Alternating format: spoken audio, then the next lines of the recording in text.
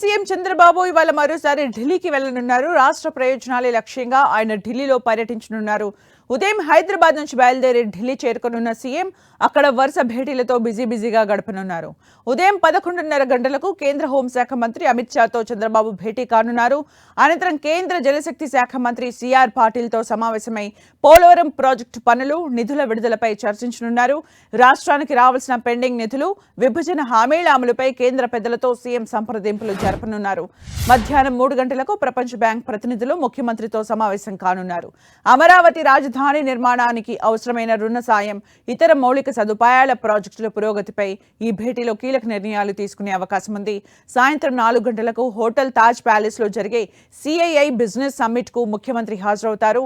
ఏపీకి పెట్టుబడుల్ని ఆకర్షించడమే లక్ష్యంగా పారిశ్రామికవేత్తలతో ఆయన మాట్లాడనున్నారు. అనంతరం ప్రధాని ఆర్థిక సలహా మండలి చైర్మన్ ఎస్ మహేంద్రదేవ్ సహా నీతి ఆయోగ్ సభ్యులతో సమావేశమై రాష్ట్ర ఆర్థిక పరిస్థితి, అభివృద్ధి ప్రణాళికలపై చర్చించనున్నారు. ఇక రాత్రికి ఢిల్లీలోనే బస చేయనున్న చంద్రబాబు మరుసటి రోజు కూడా మరికొంతమంది కేంద్ర మంత్రులు, ప్రముఖులతో భేటీ అయ్యే అవకాశం ఉంది. ఇక సీఎం చంద్రబాబు ఢిల్లీ టూర్ కి సంబంధించి పూర్తి అప్డేట్స్ మా ప్రతినిధి గోపి అందిస్తారు. గోపి, 9:45 ఢిల్లీకి చేరుకోనున్న ఏపీ సీఎం ఈ రోజంతా కూడా బిజీగానే గడపబోతున్నారు. 11:30 కేంద్ర హోంశాఖ మంత్రి అమిత్ షా తోటి భేటీ కానున్నారు. రాష్ట్రంలో ప్రస్తుతం నెలకొన్న పరిస్థితులు, లా అండ్ ఆర్డర్, పెండింగ్ ప్రాజెక్టుల అంశాలు, నిధులు, ఇతర అంశాలపైన కూడా ఆయన హోంశాఖ మంత్రితోటి చర్చిస్తారు. ఆ తర్వాత సిఆర్ పాటిల్, కేంద్ర జలశక్తి శాఖ మంత్రి సిఆర్ పాటిల్ తో భేటీ అవుతారు. పోలవరం బనకచెర్ల సంబంధించిన అంశము, పోలవరం 2వ దశ పనులు, ఇతర అంశాలపైన కూడా ఇటు జలశక్తి మంత్రితోటి చంద్రబాబు చర్చించబోతున్నారు. అదేవిధంగా ఇటు ట్రిబ్యునల్ కి సంబంధించి, కృష్ణా గోదావరి నదికి సంబంధించిన ట్రిబ్యునల్ ని ఏర్పాటు చేయడము, ఇటు రెండు రాష్ట్రాల మధ్యలో ఉన్న నదీ వివాద జలాల పరిష్కారం కోసం కృషి చేయడం లాంటి అంశాలపైన ఆయన కేంద్ర మంత్రితోటి చర్చిస్తారు. ఆ తర్వాత 3 గంటలకు ఆయన ఇటు ప్రపంచ బ్యాంకు ప్రతినిధులతోటి సమావేశం కానున్నారు. అమరావతి రాజధాని నిర్మాణానికి కావలసిన నిధులు,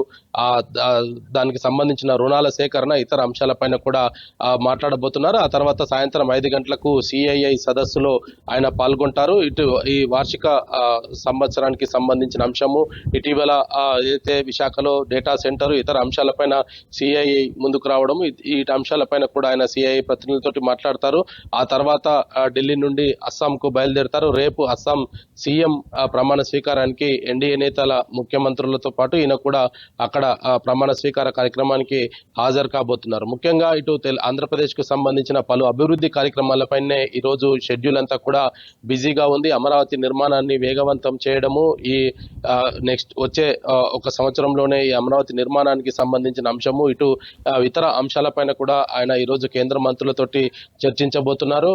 ఇంకా కొన్ని కేంద్ర మంత్రుల అపాయింట్మెంట్స్ కూడా కోరడం జరిగింది. ఒకవేళ అవి కూడా ఖరారైతే ఈ రోజు సాయంత్రం వరకు కూడా వాటన్నిటిని కూడా చూసుకోబోతున్నారు. అయితే 9:45 వచ్చిన అనంతరం ఆయన నేరుగా అధికార నివాసం 1 జన్పథ్ కి చేరుకుంటారు. అక్కడ కొంతమంది ప్రముఖులతోటి కొంత వాళ్ళతో కూడా కొన్ని మీటింగ్స్ ఉన్నట్టుగా కూడా తెలుస్తుంది. ఆ తర్వాత 11:30 హోంశాఖ మంత్రిని అయితే కలవబోతున్నారు. Sumitra, thank you Gopi for the updates.